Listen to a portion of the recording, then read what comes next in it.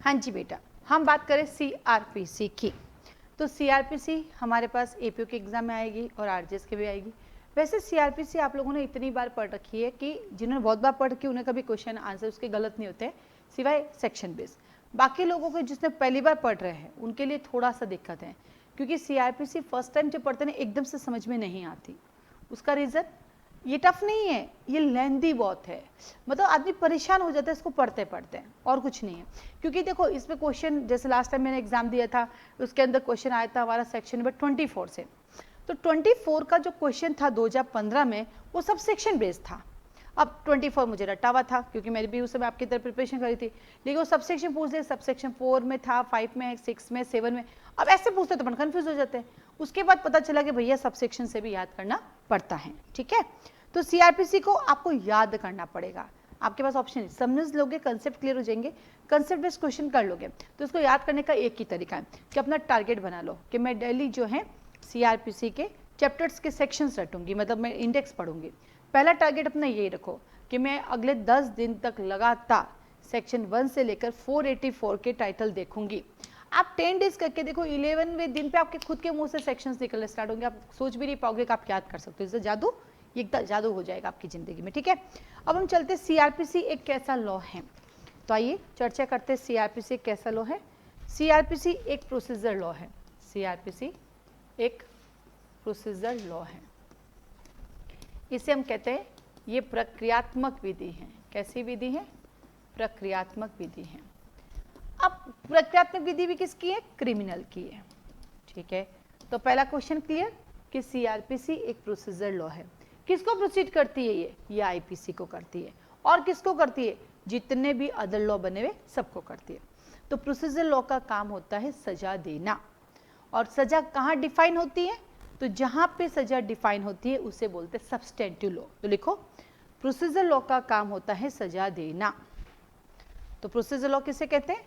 सजा देना या कोई राइट क्रिएट करना। तो क्रिमिनल में तो होती है सजा देना, अगर सिविल में हम पढ़ेंगे तो क्या होता है उसका मतलब? उसका मतलब होता है कोई राइट क्रिएट करना। तो यहाँ पे लिखो, प्रोसीजर लॉ का मतलब होता है किसी चीज, किसको सजा देना। अब आगे लिखो, सजा कहाँ परिभाषित होती है? सजा कहाँ परिभाषित होती हैं? तो डैश करके लिखो, सजा सब्सटेंटिव लॉ में डिफाइन होती हैं। इंग्लिश वाले, पनिशमेंट कहाँ डिफाइन होती हैं? तो डैश करके लिखो, पनिशमेंट सब्सटेंटिव लॉ में डिफाइन होती हैं। और सब्सटेंटिव लॉ किसे कहते हैं? आईपीसी। सब्सटेंटिव लॉ किसे कहते हैं? एग्जाम्पल लिखो, आईपीसी। इसका मतलब बेटा, इसका मतलब लॉ 2 टाइप के होते हैं। एक होता है हमारा प्रोसीजर लॉ, और एक होता है हमारा सब्सटेंटिव लॉ।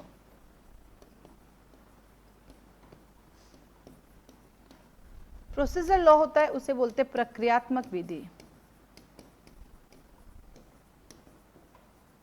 इसको क्या क्या नाम है? इसको बोलते हैं सारवान विधि, इसका दूसरा नाम मौलिक विधि भी है, और इसका तीसरा नाम मूलभूत विधि भी है। इसके 3 नाम हैं, सारवान, मौलिक और मूलभूत विधि। तो अभी हम क्या कर रहे हैं? क्रिमिनल पढ़ रहे हैं। तो क्रिमिनल के अंदर हमारे पास प्रोसीजर लॉ एक ही है, और वो है हमारा सीआरपीसी, नहीं 2 है, और इंडियन एविडेंस एक्ट। ये दोनों ही हमारे प्रोसीजर लॉ है। और इसका क्या है? आईपीसी। आईपीसी हमारा क्या है? ये। अब आते हैं तीसरा लॉ बेटा, ये तो क्या प्रोसीजर, ये सब। एक तीसरा आता है स्पेशल लॉ। स्पेशल लॉ जो ना तो सब्सटेंटिव लॉ है बेटा और ना ही प्रोसीजर लॉ, वो स्पेशल लॉ है। और कौन होता है? जैसे कि हमारा जेजे एक्ट, जैसे कि हमारा POCSO, SC ST, NDPS, IT act, न जाने कितने सारे हैं। ये सारे कैसे लॉ है हमारे? ये स्पेशल लॉ है। ये स्पेशल लॉ क्या होता है? ये स्पेशल लॉ भी प्रोसीजर लॉ से प्रोसीड होते हैं, यानी इन स्पेशल लॉ के अंदर जो प्रोसीजर होता है वो सीआरपीसी का ही फॉलो किया जाता है। इंडियन एविडेंस एक्ट के तहत ही एविडेंस लिए जाते हैं, सीआरपीसी को फॉलो किया जाता है और इंडियन एविडेंस एक्ट को ही अप्लाई किया जाता है। ठीक है, वहाँ पे आईपीसी अप्लाई नहीं होती है। क्या नहीं होती है? आईपीसी अप्लाई नहीं होती है।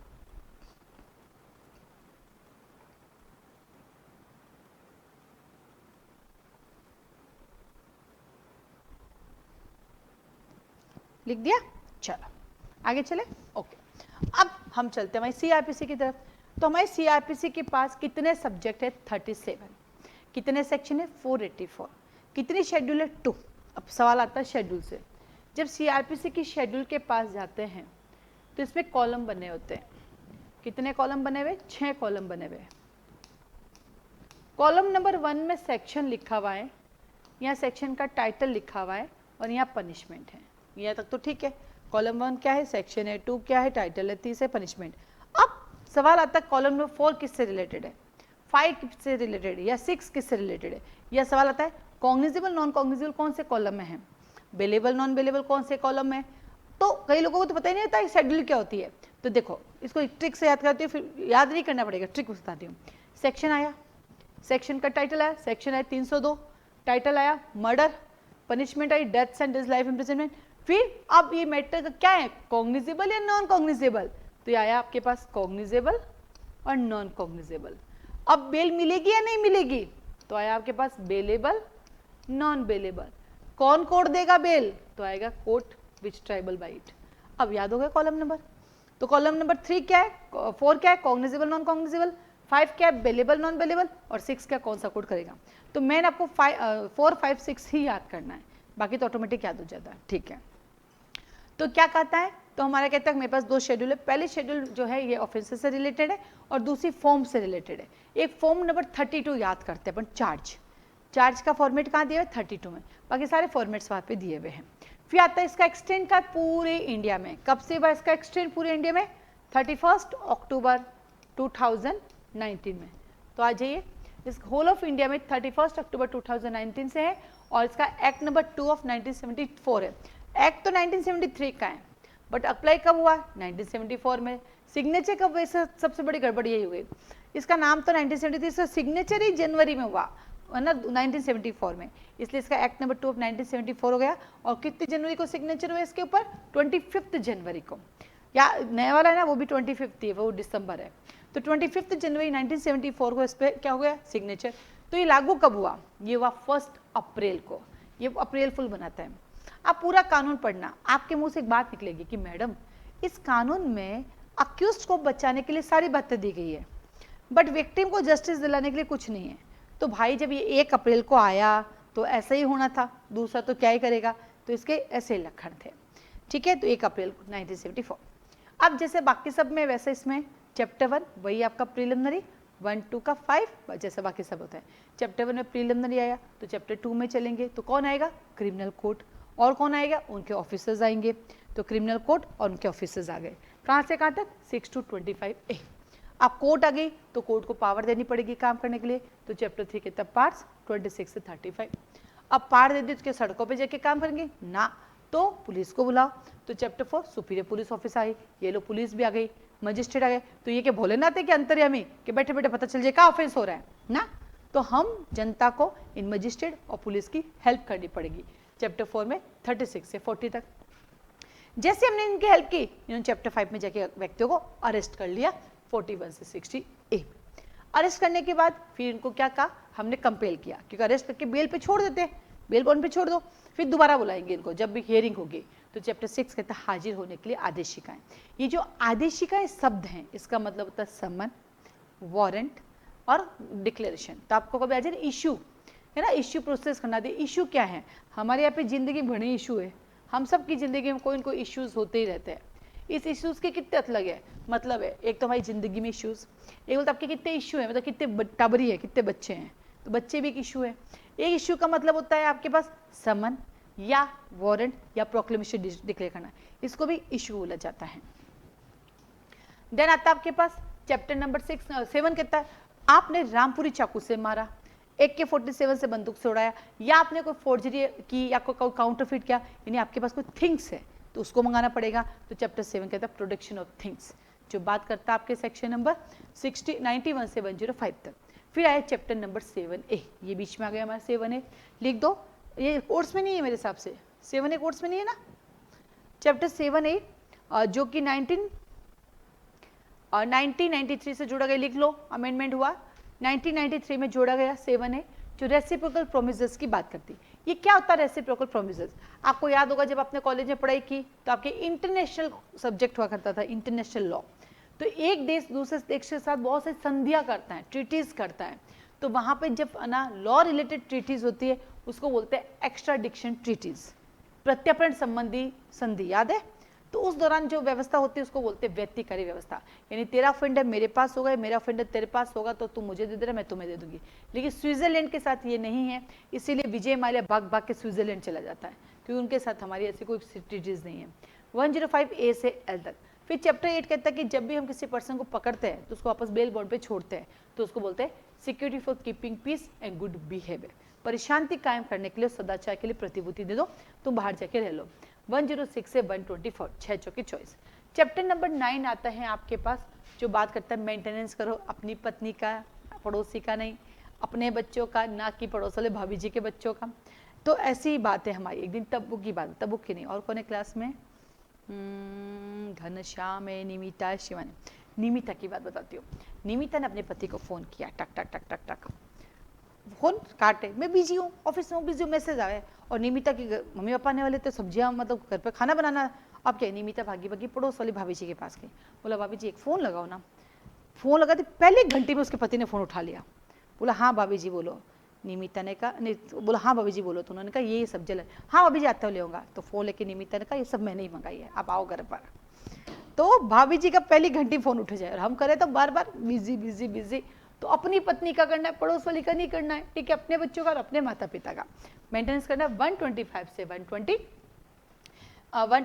128 तक। फिर आए chapter 10 maintenance of public order and tranquillity, जो बात करता है सेक्शन में 129 से 148।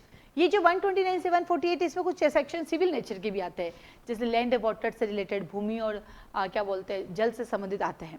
फिर चैप्टर 11, ये जितने भी बताए चैप्टर 1 से लेकर चैप्टर 10 तक, इन सबको क्या ध्यान रखेगा, कैसे से ऑफेंस होने नहीं चाहिए। कौन करेगा? Preventive action of the police, police निवारक कार्य करेगा। कहाँ से कहाँ तक करेगा पुलिस? आपके पास आता है सेक्शन में 149 से लेकर 153 तक। ये सब होने के बावजूद भी राम ने मेरे मोबाइल चोरी कर लिया, मैं भागी भागी कहाँ जाऊँगी? पुलिस के पास। पुलिस क्या करेगी? इन्वेस्टिगेशन। तो चैप्टर 12 में मैंने पुलिस को इन्फॉर्मेशन दिया और पुलिस ने इन्वेस्टिगेशन स्टार्ट की, सेक्शन नंबर 154 से 176। अब फाइनली राम को पकड़ लिया भाटी भवन से, तो राम का कौन से कोर्ट में लेके जाओगे? तो वहाँ पे आता है general local jurisdiction for inquiry और ट्रायल 177 से 189 तक। तो ट्रायल स्टार्ट की चैप्टर 13 के अंदर। तो चैप्टर 14 में गए, मजिस्ट्रेट ने कहा रुक जाओ, मेरे पास आने से पहले आपको शर्तें पूरी करके आनी पड़ेगी। तो हम शर्तें पूरी करने गए, कहाँ से कहाँ तक? 190 से लेकर 199 तक। शर्तें पूरी हो गई तो चैप्टर नंबर 16 में मजिस्ट्रेट ने कहा, चैप्टर 15 मजिस्ट्रेट ने कहा ठीक है कंप्लेंट फाइल करो। हमने परिवार दर्ज कर दिया वहाँ पे 210 से 200 क्या बात, हाँ 200 से 203 तक। मैंने कहा दोनों साथ साथ चल रहे हैं इसलिए बड़ा दिक्कत हो गया, तो 200 से 203 तक कर लिया। फिर मजिस्ट्रेट ने कंप्लेंट में जैसे दर्ज किया उन्होंने मेरी प्रोसीडिंग शुरू कर ली, कार्य प्रारंभ कर ली 204 से 210 तक चैप्टर 16 में। तो चैप्टर 17 पे आया खतरा, चार्ज लगे मेरे ऊपर 211 से 224 तक। फिर ट्रायल शुरू हो गई, सबसे पहले सेशन ट्रायल होती है, फिर वारंट ट्रायल होती है, फिर समन ट्रायल होती है, फिर समरी ट्रायल होती है। तो जो सेशन ट्रायल है वो 225 से 237 है, फिर वारंट ट्रायल है वो 238 से 250 है, फिर आता आपके पास समन ट्रायल है 251 से 259 है, फिर आपके समरी ट्रायल आती है 260 से 265 तक। फिर चैप्टर 21A आ गया, जैसे 7A आया वैसे 21A आया। ये कहते हैं रेस्ट क्या बोलते हैं, प्ली बार्गेनिंग, माफ़ी दे दो, गलती हो गई माफ़ कर देते हैं। तो 265A से L तक है। अब इधर देखो ये भी A से L तक है, वो भी A से L तक है। तो इसको कैसे याद किया? 7-3-21। तो 7-3-21 कौन सा अमेंडमेंट से जोड़ा गया? 21A लिखो 2006 के अमेंडमेंट से जोड़ा गया। तो 21A 2006 के अमेंडमेंट से जोड़ा गया। रेसिप्रोकल प्रोमिसेस, आपने प्री बार्गेनिंग मांगी बट उन्होंने माफ नहीं किया, तो फाइनली आपको अरेस्ट टू डिटेन कर लिया चैप्टर 22 में 266 से 271। जब आपको जेल में डाला तो अब आपने कहा मेरे एविडेंस लोगे नहीं क्या? तो चैप्टर 23 के लिए भाई एविडेंस तो लेनी पड़ेगी। तो आइए इंक्वायरी ट्रायल में आपके एविडेंस ले लेते हैं, जो बात करता है सेक्शन नंबर 272 से 299 तक। और चैप्टर नंबर 24 कहते हैं जनरल प्रोविजंस। इस पूरी सीआरपीसी में किसी भी ऑफेंडर के साथ कोई भी ट्रायल करने के लिए किन किन प्रोसीजर को फॉलो किया जाएगा 300 से 327 बताता है। इसमें बताता है कि हम उसके ना एक बार कन्विक्शन को दोबारा सजा नहीं देंगे, इसमें बताता है कि हम आपको पार्डन समाधान दे सकते हैं, वो सब चीज़ें आता है। फिर आता है चैप्टर नंबर 25 पद से 25 पद से पागल, 328 से 339। अब पागल 26 कहता है चैप्टर, पागल कोर्ट में जाता है तो क्या करता है, जुडिशियल एडमिनिस्ट्रेशन पे अफेक्ट डालता है, चप्पल फेंक देता है, थूक देता है, गाली गलौज करता है, यानी कंटेम्प्ट करता है। तो जो बात करता है हमारा 340 से लेकर 352 तक।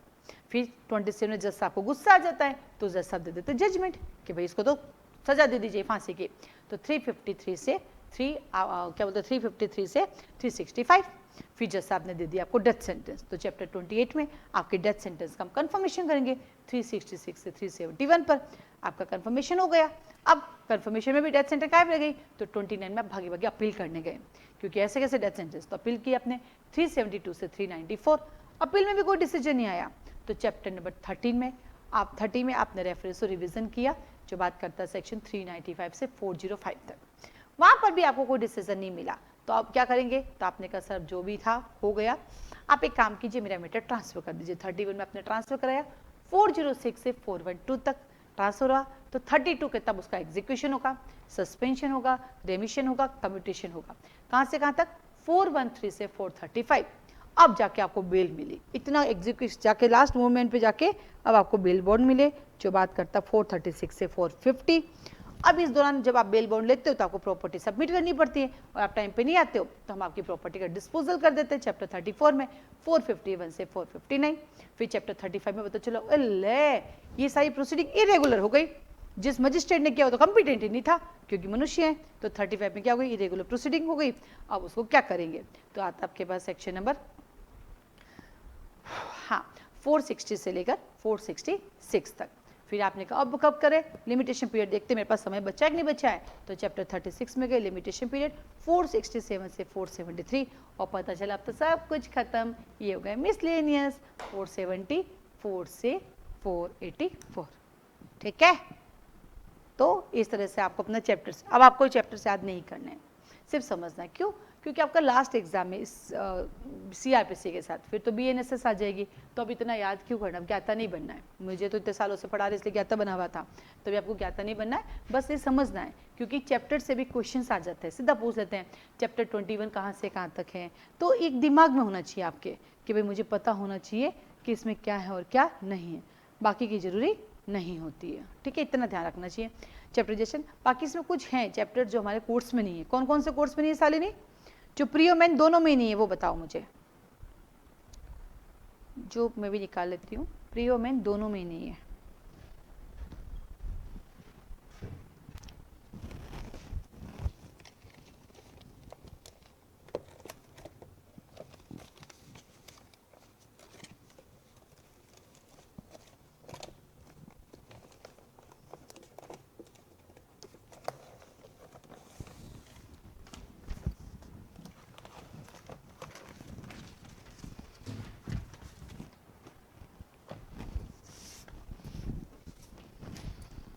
देखो CRPC का प्री का सिलेबस तो बहुत छोटा सा ही है।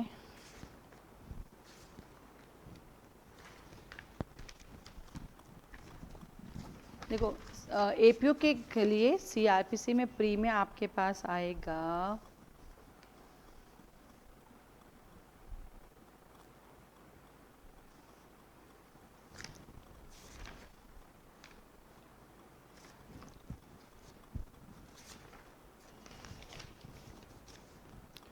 ये आ गया आपके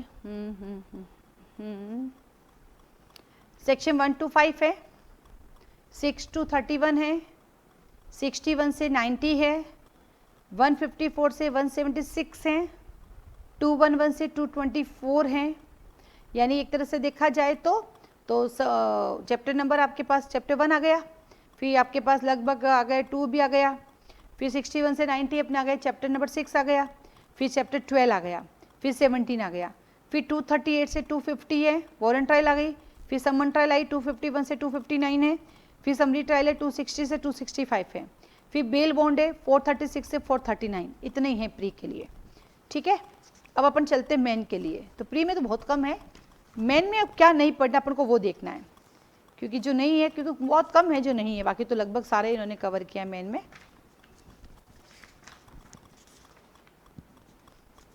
ये रहा, देखो क्या है, चैप्टर 1 है, 2 है, 3 है, 4 है, 5, 6, 7, 8, 9, 10, इसका मतलब 7A नहीं है।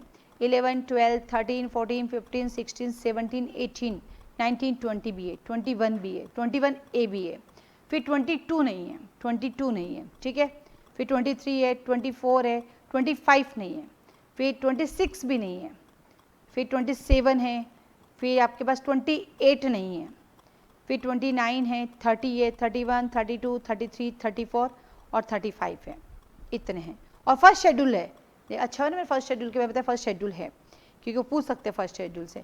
तो मोटे मोटे 4 एक चैप्टर हमें छोड़ने हैं, बाकी तो लगभग सारा ही पढ़ना है। तो 4 चैप्टर लगे हाथ पढ़ लेंगे, ताकि उससे क्या फ़ायदा होगा, भविष्य में जब भी आप अपना BNSS पढ़ोगे तो उसको साथ लेकर बैठना, जो भी मैं पढ़ाऊँगी तो आप खुद ही कई कई चीज़ों को खुद ही क्लियर कर सकोगे, ठीक है। चलिए, यहाँ तक किसी का कोई क्वेश्चन है तो पूछो। तो इस तरह से हम लोगों के APU की क्लासेस चल रही हैं, आप लोग इन्हें ज्वाइन कर सकते हैं, पूरा बैच कंप्लीट है मेरे पास। अब तक जो सब्जेक्ट हो गए हैं वो आपको मिलेंगे रिकॉर्डिंग में, ठीक है, और जो होने बाकी है वो चल रहे हैं, जैसे CRPC भी शुरू हुआ, अभी IPC चल रहा है, फिर उसके बाद हमारा पोक्सो बाकी है, अभी आर्म्स एक्ट बाकी है, हमारा एक्साइज एक्ट बाकी है, हमारा माइनर के लगभग सारे बाकी है, हिंदी ग्रामर अभी शुरू हुई है, बाकी हिंदी इंग्लिश भी चल रही है हम लोगों के। तो आपको क्लास से रिलेटेड जो भी क्वारी चाहिए आप मुझे कॉल मैसेज कर सकते हैं। हाँ, इसके साथ प्री के पेपर भी हम दे रहे हैं, मेन भी साथ साथ ही कर रहे हैं, उसके पेपर भी दे रहे हैं। जैसे एक सब्जेक्ट खत्म हो जाता है तो उसके बाद हम प्रॉब्लम बेस्ड क्वेश्चन भी आपको प्रोवाइड करेंगे, उसको लिखना सिखाएंगे कैसे करना है। और क्लास की कोई क्वारी हो तो आप मुझे कॉल मैसेज कर सकते हैं। आज के लिए धन्यवाद।